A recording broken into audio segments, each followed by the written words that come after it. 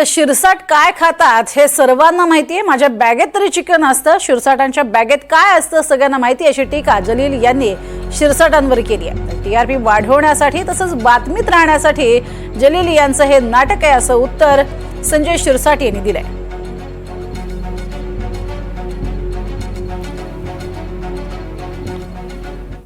आता महाराष्ट्राला माहित आहे की संजय शिरसाट साहेब काय खातात आणि मी मार्केटमध्ये गेलं तर मटण आणू शकतो, मार्केटमध्ये गेलं तर माझ्या बॅगमध्ये चिकन असू शकतं। त्यांच्या बॅगमध्ये काय असतं आणि ते काय खातात हे महाराष्ट्राला कळलेलं आहे आणि त्यांना खाण्याचं काही हे नाही आहे।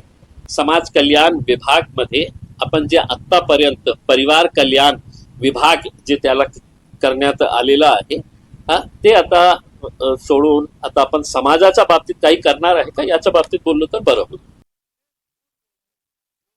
हे सगळं नाटकं असतात, या लोकांना फक्त आता आपला टीआरपी वाढवण्यासाठी किंवा आपलं कुठेतरी न्यूज मध्ये असण्यासाठी असे प्रकार करतात आणि हे प्रकार लोकांच्या लक्षात येतात। पण सर आज जन्माष्टमीचे त्योहार हिंदूचे सण आहेत, मग काय हिंदूची भावना दिसते नाही?